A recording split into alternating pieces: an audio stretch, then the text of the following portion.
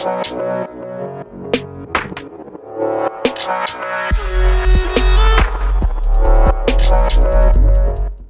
guys, welcome to our channel. This is Babarol. In today's video we are talking about the Untamed. Through gameplay, different style and different game modes. Basically power, condition, if you want to play it in tank or you want to play it in DVS, if you're playing group content like strikes or raids or stuff like that, or if you're playing solo like open world and more. So for a start, I want to say that this class feel a bit more power focused, even so it has its unique style things that add to the condition builds, but it really shine in power play more. I fall to a mistake because in the last video talking about those skills, and let me tell you, for a start they shown the player attributes. So if you move to a condition build here, as you see, the poison here is really high. I realized that after the video is already out, so I put a comment under it to explain that. And something didn't add up in my math and how the damage should be, basically, until I realized that this skill, as you're gonna see here, have incredibly low poison, unlike the one that written, because it uses the pet's attribute, which I think is a problem that need to be fixed with this. It need to at least have the right tooltip or use my own stats. If it will keep using the pet stats, I hope they increase the damage, not only that they would put condition damage through 3 of them, because the pet have high power damage, and even if you use a condition pet, you will see that the damage of the poison does not come near close the damage of power. And also we can through the trait increase the power damage, but we can only put 1 stack of blinding, and that doesn't mean anything through this trait, so you cannot really support condition play through those skills almost at all. But the tooltip showed us completely different idea, so I thought this is a really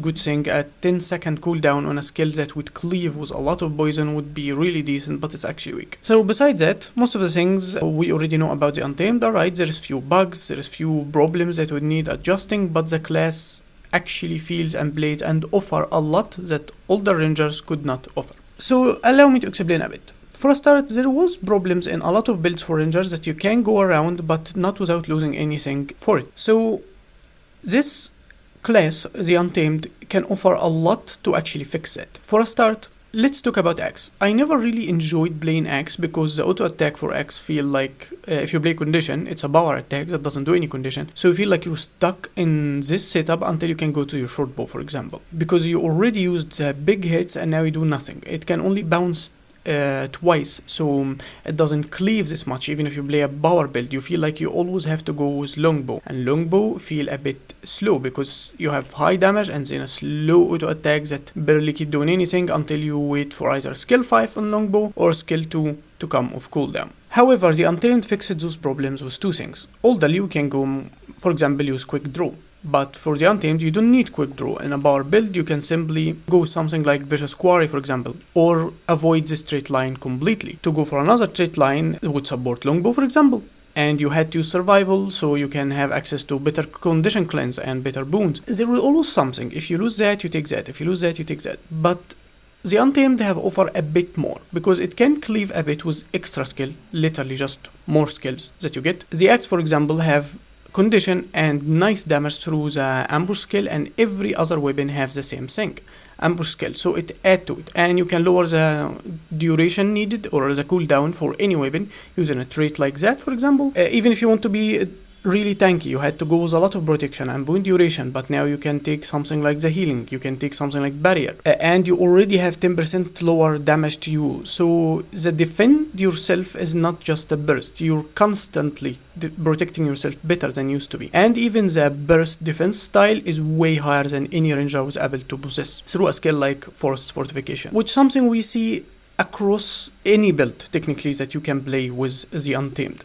It offers a solution to what you usually was stuck with. If you already watched my Power Soul Beast build that I will be putting the links in the card, you could see it here anywhere or go in the description, you will find it in both. I did what I think a really good build for it, but it has own problem, like condition cleanse, for example. You would have to take something like burst stance, or you don't have any condition cleanse at all. You can count on sigil, but you lose extra damage or something sigil can offer you, or boons. So it always has problem. And the fact that Soul Beast always merge with their bit would leave them a bit vulnerable for this moment when that happen, and they end up getting attacked, and they are really glassy because they are power build. So the way to survive is not really accurate. You would have to be really accurate in playing, but this thing is really calming to play with. It's just convenient. In fact, I think it is probably the best I've had Power Rangers to play with in the open world. It feels the best. However, the numbers need fixing. It feels like it can't do as high damage in power or in condition comparing to Soul Beast. The straight open world build that I'm using for Soul Beast, this one, if played correctly in condition, can have a little bit more damage actually, but once it's scale up, like people supporting you and granting you might and stuff like that, everything starts to fall down, so the damage is a bit less. And it takes more skills to time your things correctly, everything, and in Soul Beast you basically, whenever a skill come off cooldown, you almost press it. This one do damage and you do it, this one do damage and you do it. So comparing to the higher skill cap that needed and the more annoying rotation, the reward is barely something if you're alone, and with people you actually have lower damage. So in the older video, I already said I didn't want to talk about numbers because they can change all the time as balancing and stuff, but the numbers need to increase. The hammer feel a bit nice in general, even so the same design aspect of it is basically stuck, like the rotation between skills, and some of them don't really work nicely. Like increasing damage per condition is great when you're hitting a boss with a huge group, you would have the maximum amount of damage increase, but if you're playing power, you're not really putting much condition, and it is on the same skill that actually put the condition, so you can't put the condition and then go back to the other one and use it. It feels like it contradicts itself, and it's too much rotation that's not needed. Kinda wish if the hammer had only an ambush skill like any other weapon set, and have better skills overall that function better without shifting to unleash and the bit unleash. And the hammer skill needs fixing because it doesn't go immediately, and once you press it, it immediately go for the unleash skill, but if you press the auto attack again in the slightest, it cancel casting, so it do a lot of weird stuff. But those are bugs, and we're not really interested in bugs this much. Everything gonna be fixed, and there was threads about them and stuff like that. Now allow me to explain what I mean by it offered solutions. For example, this is the build I use for PvE, and it is enjoyable. You can change the stats to have more glassy style. I did using like lowering about 500 toughness from this, and I used more tanky style as the one you see right now. And both are great, and I don't use any survival. I don't have condition cleanse through survival because I don't care. Simply at rate like this is really convenient, because once I need it, if you're running around and you're getting crippled from mobs that you already killed and the battle is over, you can simply unleash to cleanse condition. And if you need strong condition cleanse, you have this. And I already use the barrier stuff, so I get a lot of barriers already to protect myself with. I have a lot of regeneration through those skills that keep healing me constantly, and 10% of my damage is turned into healing. And I'm already tanky. Like I have a lot of toughness basically. And some of the skill like this one can grant you protection if needed, but other than that, you have 2 might sources, you have fury source, and this skill would span a lot of might copied between you and your bit. Doing it again with this one. And my range style is Axe Warhorn. I don't even need longbow. So you get a lot of boon most of the time. Normally, not accurately in rotation, you would have 25 stacks of might, almost permanent fury, you would have a lot of regeneration, stuff like that. And your bit is really tanky, you can heal it, you can switch it, and you have increased 10% damage through this trait while you're at range, and your bit takes the damage for you. Or you can simply go inside, and even if your bit is dead while your bit is unleashed, I think you keep the 10% lower damage done to you, so you feel a bit tanky, you even get more vitality. It's nice. And you heal yourself also every time you hit an ambush skill, which means extra healing from this source, regeneration, extra barrier from everything, and 10% of all your damage is turned to healing. It just feels nice. You feel like a scourge. You keep getting barrier to already prevent damage done to you. Something else, to break defense bar for rangers, for example. Another example why I think Untamed solve most of the ranger problems. I always loved condition ranger because it had mostly solutions. If you run trait like this one, lesser muddy terrain was the only reliable way to break defense bar. You could break a defense bar for legendaries just with it, constantly applying immobilize and stuff like that. And the slow is really powerful and come off healing again, so use it again before the defense bar regenerate if you time your skill correctly. You don't need tools, you don't need anything, you can do it. But it is one skill, means that we always have to run survival, and it's not good for every build. It's good for condition mostly, but not every other build. Like power builds, for example, would utilize barely survivor skills himself, and a lot of things here are just dumbing your damage down. But right now, we don't need it. We don't need it at all. Like the hammer alone is really good for breaking defense bar. A skill like this is good, and you can rotate to something like Warhorn Axe, because Axe now feel reliable and really better in cleaving target with the amount of skills that you get extra right now. So you feel like you always can do what you need. And even in different builds, if you're running something like lower cooldown, that means even those skills would come off cooldown way faster and you keep breaking the defense bar. I had no problem breaking defense bar of legendaries even. With time, obviously, it becomes slow and stuff like that, but it is possible. And you can still run a lesser muddy terrain, which take us to another build variant I want to talk about, which is a bit unique. So I tried to make a tank build. Like, I don't play raid, so forgive any mistakes here probably, but Chrono basically is a tank in raid that responsible of breaking defense bar and tanking monsters. So what I tried to do is to use forced fortification and have it permanently on me. So it have a 10-second effect, and the boons obviously can be length in duration, but it have 10 seconds and I have to bring it off cooldown every 10 seconds to use it again. But it have a cooldown of 90, so it will last on me for 10 and the cooldown is 90 seconds. But the cooldown is lessened by every hit for 1 second, and I can run the traits Fervent Force that will lower 4 seconds every time I do a CC. So I tried multiple sets. I tried Double Hammer, I tried Great Sword, I tried the Warhorn because of the multiple hits, and the Warhorn had a problem. It wasn't consistently actually lowering. It didn't count every Hunter's Call. It didn't count every hit. Sometimes it did, sometimes it didn't, so I think that's a bug. And I used even Mad King Rune, which every time I would use Forced Fortification, the skill we're talking about, will apply, not every time obviously, it's on a 45-second cooldown if I remember correctly. It will apply Hunter's Call on 3 targets, and even 1 target it will start counting again, so I would have even easier rotation. I even used bits that can hit for multiple hits, like Jacaranda's Cold Lightning and stuff like that. I used traps. I did every idea that come up across my mind, and it was extremely difficult to do it. Always there is few seconds off that if you do the insanely difficult and annoying rotation to pull it off. But if this build work, basically you would have 50% less damage all the time, and people can give you protection. So this number go even way less, and you would keep Vow of the Untamed on you, which another 10%, so you can tank a lot in it. And also you would have a lot of CC, an insane amount of CC to break any defense bar without a problem. So you would do the same role that a Chronomancer basically can do, since you also can take pets that would apply CC. Like Ragazal, for example, have multiple hits here and have double CC that you can use for your advantage. So it is actually usable in this build, or Jacaranda because she has an immobilize. Honestly, it was extremely difficult to ball. I think this skill need to lower the cooldown for about 10 seconds at least to be 80 to allow a build like this to exist. It is nice. I don't know if people would play it or if it is good, but it worked fine. This was the general idea of the build, that you would use quick draw, and once you rotate for the hammer, for example, once your bit is the one that unleashed, because you want the less damage, not to increase your own damage, so you would immediately go to the hammer and you'd use this skill, and it would almost go off cooldown immediately.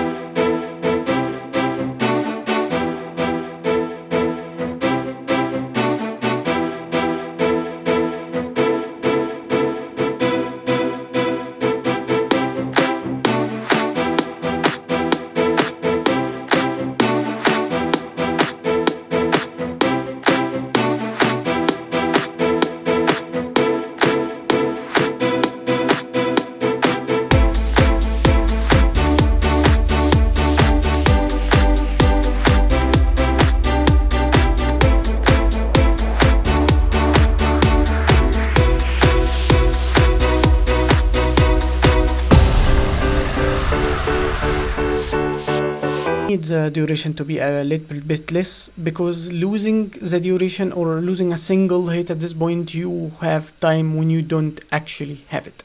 So you would be a really weird tank. That's the least that you can say. So this is one of the builds I found really interesting, but obviously it's not for open world PvE. This is what I use in PvE. Like I said, you grant yourself might through everything, and you still have the hammer, you have the axe warhorn setup for a lot of hits, and it worked pretty decent. I was able even to solo legendary on it, even with blinding. Even if I couldn't, because the damage is a bit low, the blinding, you know, is a bit annoying. If it didn't exist, it would have probably be possible. And this is the first time I really enjoy a power build for a ranger. If they increase the number, if they fix the problem, like this skill, for example, like here is the only place that you're gonna hit by 6 of them, so it's a bit difficult to land. Just optimize it to be a little bit better or easier to land, basically, since I can simply teleport and use it, and it will always land all of them. As you see, 6 stacks of poison, so he eat all of them. So it can be a bit nice, like it look small, but it actually land easier than it looks. But hopefully they would make it a little bit even clearer what is the radius when it will actually land. Also, another weapon I couldn't quite enjoy was the short bow. The short bow for ranger is supposed to be the fastest weapon in the game. It is literally, the auto attack doesn't have time for casting. It doesn't show time, and it feel a little bit less than a quarter second, which is the least thing possible in the game, but it feel less than actually quarter second, even by a margin of small number. So it is actually the fastest weapon in the game. But the ambush skill is a slow casting projectile that lock your auto attack, and you would have to aim it. I get that you have to aim it. We're gonna have to learn that instead of simply spamming auto attack with short bow, because we are so fast and mobile with it. We would have to aim a projectile and control it. It can be nice since you can do it even in the back of you like that, but even so, if it's difficult to use, I want it to be faster and I want it to be buffed. If you're playing short bow and axe, even so, because we invent in bleeding, it's a normal thing for condition ranger. They have this trait, so we invest a lot in bleeding. 14 or even more, I can get up to 16k of bleed on this, cleave a lot of target, 5 targets. Comparing to this one in a small area where I'll cast it slowly to apply about 5k of damage. That's if I already had poison on the enemy. Feels like a really annoying thing. It's a slow casting, and it is slow for you to do it because of that you actually aim and do it. And it takes 3/4 second. I want it to be faster than this. Once you market the area and just breast, I want it to almost go like in a quarter second, at least half second. 3 seconds felt really slow, so I didn't like that and almost never really use it, because it feel more worthy to use the axe for damage at least. And that is the condition build I'm using. I use simply Trailblazer with Crite as much as I can. It's a simple setup and Malice bursting, but I don't know why it keep reverting to leech. I don't know what's this bug. I actually use Malice and bursting. And normal survival setup, normal skirmish setup. When you go with light on your feet, hidden barbs, sharpened edges, and also the Child of Earth, ambidexterity, and wilderness knowledge. And for the Untamed, I go with the barrier actually to be a little bit more tanky, but you can go for any of them. You already the survivability is already really decent. And since I already running a lot of survival, I went with the quickness and stability axis and the fervent force to lower the cooldown of my skills, which is really decent. The healing skill, you can go either with roll unguent or the new healing skill. The new healing skill is a bit strong in PvE, because with this trait you would be able on this build to lower the cooldown by 8 seconds after you use it.